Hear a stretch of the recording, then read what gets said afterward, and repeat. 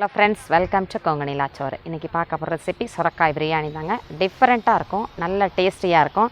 சொரக்காய்னாலே கூட்டு, குழம்பு இந்த மாதிரி ஐட்டம் தான் பார்த்திருப்போம். இந்த டேஸ்டே கொஞ்சம் நல்ல டிஃபரண்டா இருக்கும். ட்ரை பண்ணி பாருங்க. கமெண்ட்ல எப்படி இருக்குன்னு சொல்லுங்க. என்னோட சேனலை ஃபர்ஸ்ட் டைம் பார்க்குறீங்கன்னா சப்ஸ்கிரைப் பண்ணி வச்சுக்கோங்க. வாங்க பிரியாணி எப்படி செய்யறதுன்னு பார்க்கலாம். சொரக்காய் பிரியாணி செய்கிறதுக்கு ஒரு 1/2 கிலோ சொரக்காவை நல்லா கட் பண்ணிவிட்டு பிஞ்சு சொரக்காவை தோலெல்லாம் செத்திட்டு பெரிய பெரிய துண்டாக போட்டு வச்சுக்கிறோம். இப்போ குக்கர் எடுத்து வச்சாச்சு.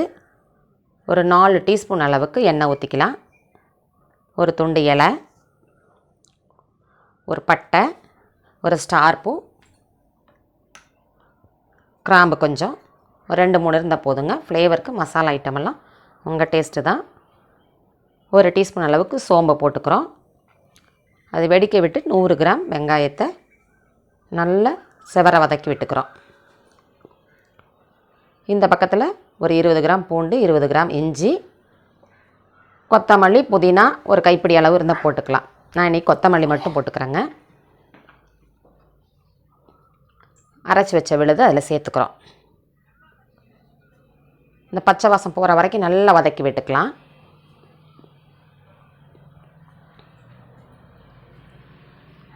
நல்லா வதக்கி விட்டுட்டு ஒரு 100 கிராம் தக்காளி அதையும் நல்லா குழைவாக வதக்கி விட்டுக்கிறோம்.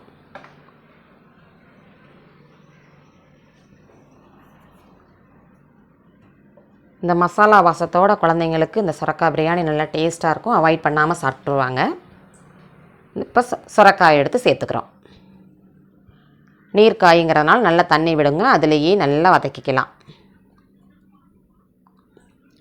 எப்போவுமே அந்த சொரக்காயிலேயே கூட்டு, குழம்பு இதே மாதிரி சாப்பிட்றதுக்கு இது டிஃப்ரெண்ட்டாக இருக்கும். நல்ல பிரியாணி ஃப்ளேவரோடு நமக்கு சொரக்காய் பிரியாணி செய்கிறோம். ஒரு 1/2 டீஸ்பூன் மஞ்சத்தூள், 1 டீஸ்பூன் மிளகாத்தூள், மல்லித்தூள் ஒரு 3 டீஸ்பூன்லேருந்து வரைக்கும் போட்டுக்கலாங்க. இதை அப்படியே பெரட்டி விட்டுக்கிறோம். மசாலாலாம் அதில் போய் செட் ஆகிற அளவுக்கு.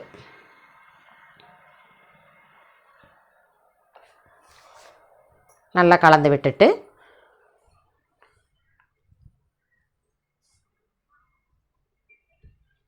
கரம் மசாலா தூள் இருந்தால் கொஞ்சம் ஃப்ளேவராக இருக்கும், அதையும் சேர்த்துக்கங்க. இந்த காய்க்கு மட்டும் தேவையான அளவு உப்பை போட்டு அந்த காயில் போய் இந்த உப்பு சேர்கிற அளவுக்கு நல்லா 2 பெரட்டி விட்டுட்டு நல்லா இந்த கலந்து விட்டுக்கங்க.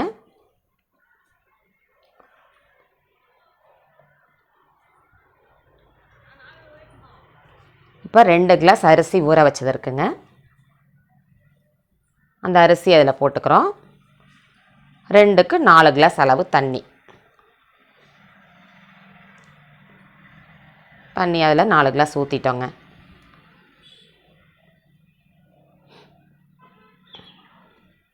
நல்லா கலந்து விட்டுட்டு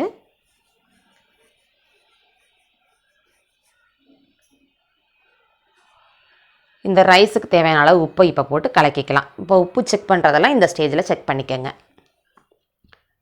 பச்சை கொத்தமல்லி, புதினா எது இருந்தாலும் போட்டுக்கலாம்.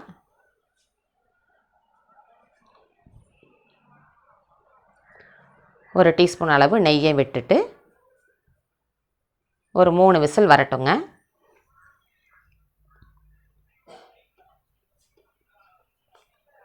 மூணு விசில் வந்துருச்சு.